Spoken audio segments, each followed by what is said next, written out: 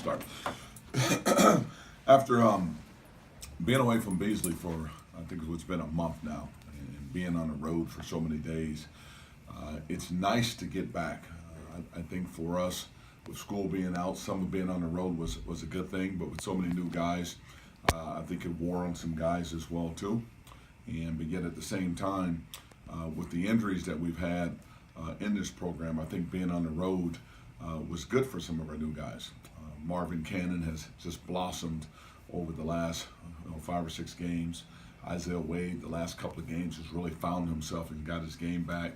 CJ's just been incredible at the level of play. So with so many guys being out at different times, from Isaiah to Viante to Robo, it's given some guys a chance to really step up. Even though we've not had success in the W column, we've seen some great growth for some of those guys individually. With Robo coming back to practice last night, the first thing that I noticed was our passing got a lot better, our scoring got a lot better, and our size got a lot better on the floor. We got that calm back, what I call on the floor as well too. So we certainly have missed him. Is he going to be the answer to all of a sudden things that snap around? He's going to be a big part of it, but we still got to get better at rebounding the ball. We have to get better at shot selection, because I think with him being away, more guys have tried to do things, shoot the ball more, that have allowed us to take some bad shots. And we certainly have to get better at taking care of the basketball. Trying to take those bad shots and do too much has led to some turnovers. And if there's 3 areas I can point to with this team that has really cost us during this stretch of losses, is the fact that we've turned the ball over, and we've turned the ball over without being able to get back and play defense. Those are the worst turnovers you can have. So we're giving up easy buckets off of our turnovers. We've gone away from rebounding as tough, and we've given up easy buckets when teams get second chance points. And then also our bad shots. Our shot selection has led to easy transition buckets as well too. So I've given you 3 areas that are totally within our control that we can make the adjustments and take care of. And I think the fact that Robo coming back will help with those adjustments, because it'll give us more of a, what I would call a natural lineup, natural rotation, natural shot selection, natural ball movement that we certainly had early on this year with this team in such great rhythm when they played. How does a team learn how to play on the road and kind of get over that hump eventually? I know it's a young team, but what has to click before they can win a game on the road? I think the biggest thing is your leadership on the road. Veteran guys that have been in these arenas, that have been in these games, their preparation and how they get ready to play is contagious to the other players.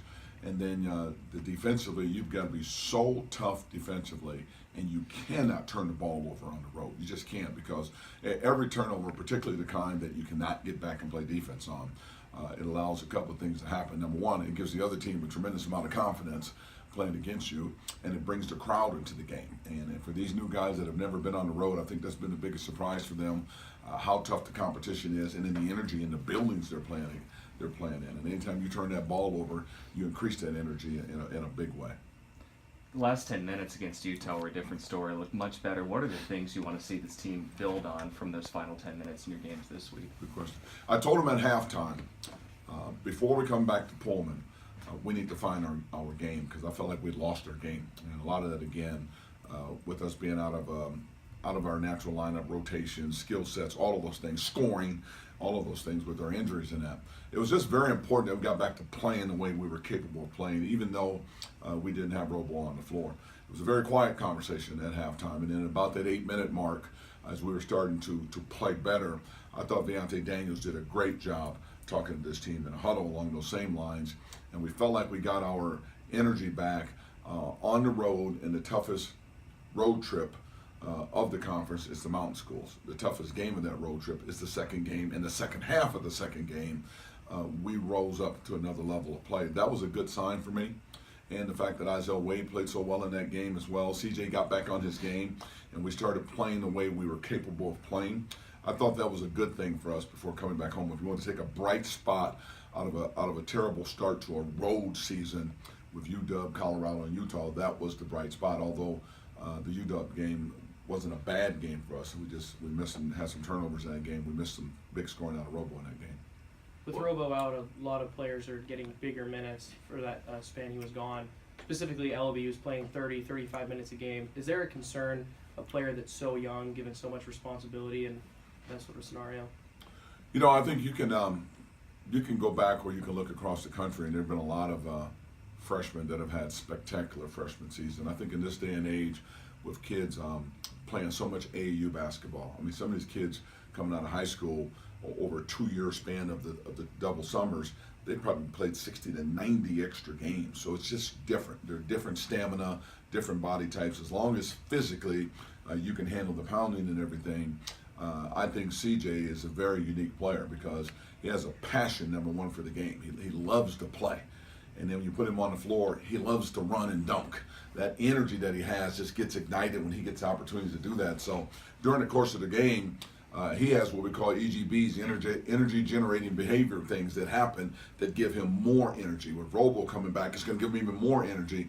So I'm not worried about that at all. He's playing really, really well. The only thing is 35 minutes is too many minutes. And we've had to do that because of Robo being out. So now with the development of Marvin Cannon, with Isaiah coming back to his game, we can cut his minutes some, and hopefully he'll even be more productive. You mentioned the mountain trip being the toughest road trip. What makes that trip so tough? The travel, the altitude, the two teams are always really good. It's just that the crowds are good. It's a tough trip. We've been very fortunate not to deal with UW student section, Colorado student section. Utah student section wasn't as big as they normally are because of school not being in session, but there's still so much energy in the building.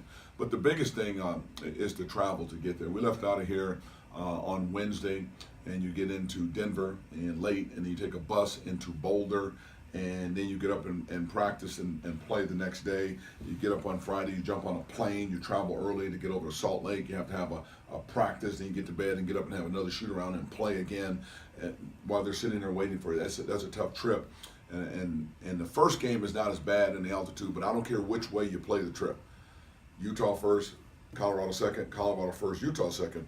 You are going to experience some fatigue in that second game somewhere along the line. I thought we did a nice job of subbing guys in and out of the game. They jumped on us quick. We were able to regroup and close out the game with great energy, which was huge. So the biggest thing is just the travel and the altitude, and the two games are spread out. It's even worse when they spread out to Sunday. When you go Thursday, Sunday, you have to sit there an extra day as well too. Will there be any sort of minutes restriction for Robo, or is he full go tomorrow? I don't know if I'll start him in the games just initially. I'm not going to talk about that. So there might be some restrictions there, but I'll just have to see how he plays during the course of the game, and then keep my trainer close by and in my ear during timeouts. Because what you don't want to do is have him on the floor playing too fatigued and then sets themselves up for injury again. So I'm hoping that with the development of Isaiah, Marvin, and where CJ is playing, we can play him good minutes, but not have to play him so much where we have to wear him out. But he is for sure back tomorrow? Yes. You mentioned Providing nothing that I don't know of happened after yesterday's practice, but I haven't heard anything, so I'm pretty sure he's good to go. You mentioned players getting fatigued. Do you look for more guys with more experience in recruiting to look for less fatigue? Or? No. When I mention players getting fatigued, your style of play, the energy level you have to play at, you'll see a lot of teams that have a lot more stamina playing 7 or 8 guys only, because over the course of the season, that stamina, they get used to playing those major minutes, and therefore they can pace themselves throughout the game. When I mean about fatigue, you can look into the faces of certain guys and you see where they need a break, particularly some of the new guys.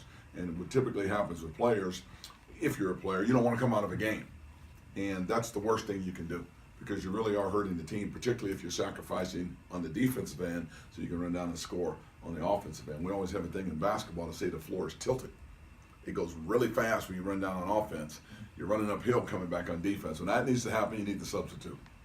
2-3 years ago, Cal was a tournament team. Aside from a coaching change, why do you think they've fallen off a little bit of late? You look at the whole conference. There are a lot of tournament teams in the conference 2 or 3 years ago, and it's reciprocal where it goes in and out because of the draft, with the transferring portal where people can throw their names in and move, jump teams so quickly every year.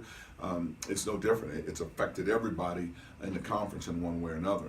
And in their case, they unloaded a lot of good players, and now they got to build it up again. If you notice, they're playing with, I think it's 4 freshmen and 5 sophomores, something like that. So, okay, if everybody stays and does not transfer, Now they get to be juniors and sophomores, and then seniors and juniors.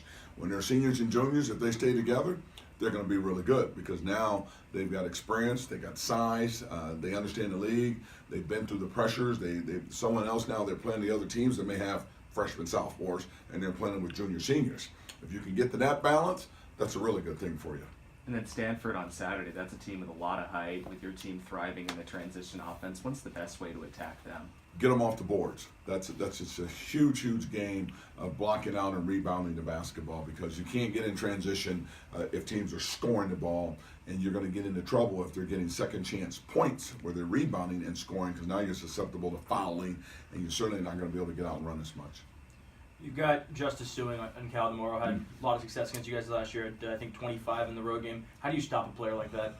You know, he's had success against a lot of people so far this year, and I don't know if necessarily stop him. You just don't want him to have a monster game and everything else. So he's not the only one you have to worry about. Our defense, again, with Robo being out, we've had to do some different things. We found ourselves a little bit in the Utah game that we can get back to our 1-3-1. We can play in a 2-3. We can play in a 1-3-1 half court, 1-3-1 compact half court, man-to-man. We can do a lot of things. So throughout the game, we might throw just different looks that they're going to have to see, and then we'll get a feel for which one works best. Are we trapping him? Are you trapping the post? Are you playing in a half court 1-3-1 press? Are you in a full court press? Or are you in a 2-3 zone? There's about 6 or 7 different schemes we kind of look at during the course of a game to get a feel of which one works best against that opponent. You mentioned transfers. Do you think that the mobility of guys transferring schools helps or hurts college basketball from a coaching perspective? Boy, from a coaching perspective, it definitely hurts. And from a fan perspective, it definitely hurts. To give you an example again, sitting up here in Pullman, we've had guys in this program that were not the 4-star recruits coming out of high school. You develop them, and then in the 2-year, now all of a sudden, they would look like a 4-star recruit, and people are coming after them. And if you not have success, they want to move and go to bigger or greener pastures, I should say. They're going to move. They have the flexibility to do that now, and the right to do that. So you have to really coach what I call in transition all the time because you never know. We've got a great player that came to us that we've got through the recruiting of transfers, and that's Chance Moore that came out of Wichita State. He was on the floor yesterday for the first time, and it's like, wow, this guy's really good. He was a 4-star recruit out of high school that maybe we don't recruit from Louisville, where he lived at, where now he's sitting in our basketball program with 3 years to play because of transferring. So transferring is a major deal. Not only do you recruit high school, you recruit junior college, you definitely recruit transferring. So everybody looks at that portal that those kids put their names into to see who's available, and it keeps getting bigger and bigger and will only continue to get bigger. And it becomes a big part of recruiting if you can kind of hand pick and look at what's there, particularly if you can get a player that is a 3-year player. And once he gets in your program, you have that chance for him to adapt in a year. In Chance's case, he has from now to this time next year to learn our system, and then he's eligible to play with a Pac-12 conference sitting in front of him at this time next year. He's going to be a really good player, and we're fortunate to get him. And we will continue to look at transfers every year now to recruit them, no different than people have looked at our program and gotten transfers from Washington State. It's just a part of the game now. Can you talk a little bit about Gervais and Ahmed? What maybe you want to see a little more, or what they're doing well? I think in Gervais and Ahmed's case, they're at the position on the floor that's the hardest to learn because it's the point guard position. If you look at our team, you look at a guy like Marvin Cannon, his game is just blossom. CJ is just at a whole nother level as a freshman. You look at the level Robo is playing at, even though he's a senior, Deontay Carter, those guys are playing extremely well. The point guard position hasn't been established as to who's playing terrific yet. Why? Because they've got to learn offense from point of attack, running a team. Not only do they have to learn their plays, but know everybody else's plays. They've got to be able to understand what I'm thinking because they're the quarterbacks on the floor, and they've got to be able to manage the team during the free throw line, manage the team on an out-of-bounds play, manage the team at a timeout. That's a lot. And not having to do that before, or to this thing they have to do it here, it's a shock to your system. And then on top of all that, their point of attack on defense, where they're out there in front too. And that's a lot of pressure on you where you're handling the ball and you're defending the ball, and now you're at a level doing it where everybody is a good player at the guard spot. Bigger, stronger, more experienced. It just takes time. So the key thing with them is to be patient. They both kind of give you a little bit of something that uniquely they're really good. Both have had an opportunity to win games for us or carry us during games. I'm still looking for them to grow even more. Not one versus the other. They both have to grow because there's times we can put them both on the floor together. I think, Coach.